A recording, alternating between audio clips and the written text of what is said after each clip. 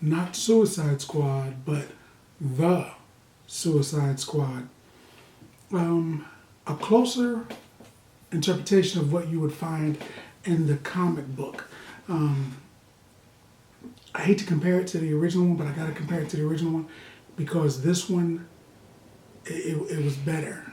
It was better. There's no way around that. Starring Margot Robbie, Idris Elba. Idris Elba essentially playing the part that Will Smith played in the initial one. He's the guy with the guns. He never misses. He's got a thing with his daughter. You know, they're not together, but he wants to be, and all that kind of stuff. It's the whole story. It's the whole story. Deadshot, but now done Bloodsport. The other guy with the guns.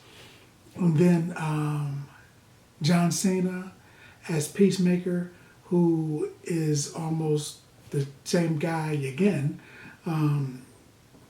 Everybody. Michael Rooker's in there.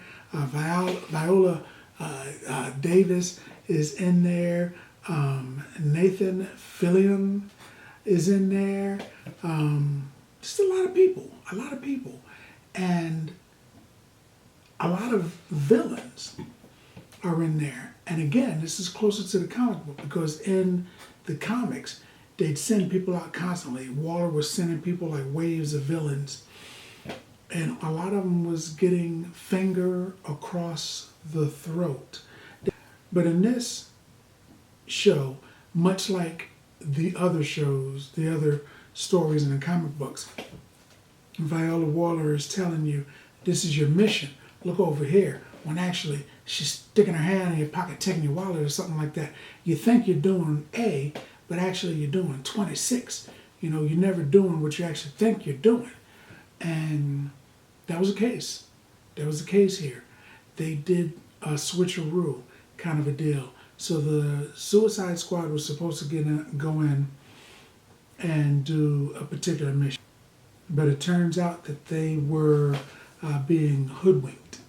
And there is a second, I'll go ahead and give that part away, there's a second Suicide Squad that's doing a different mission, but sort of the same mission.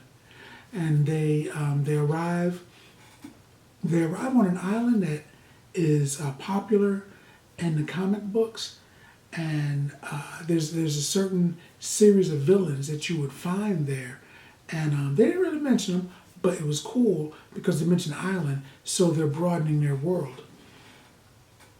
I don't want to say this was like a Marvel movie, but it was kind of like a Marvel movie because not only did they spend a little time building the characters, but they broadened their world by introducing other things. They said the name Superman.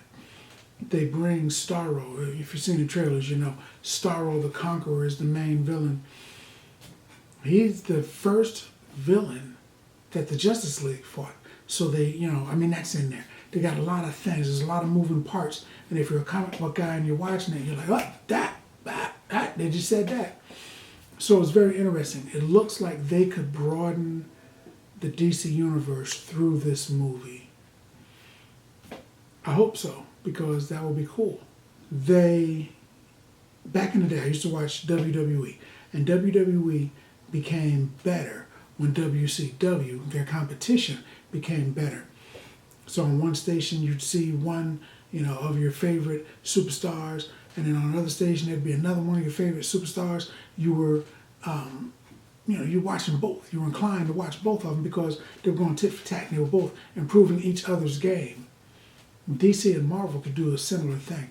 If DC follows this whole James Gunn style of directing and they broaden their universe just a little bit, they don't have to throw it all on the table at once. They could have something. They could be a legitimate threat to Marvel. They're not today, but with movies like this, if they keep banging out movies like this, Pete Davidson was in it.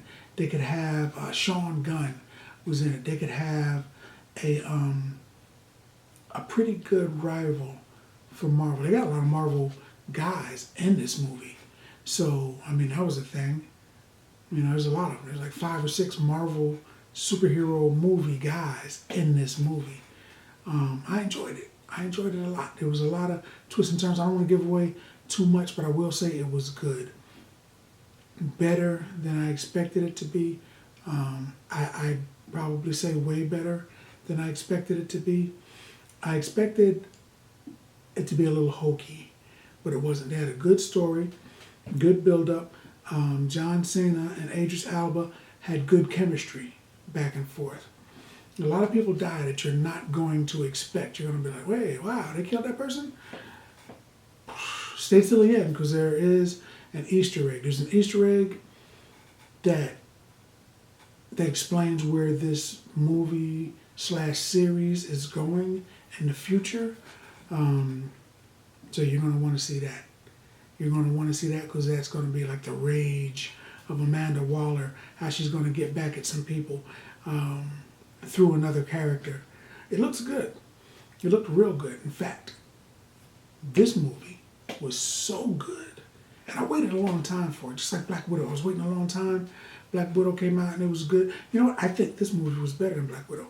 In fact, I think this movie was so good that I would give The Suicide Squad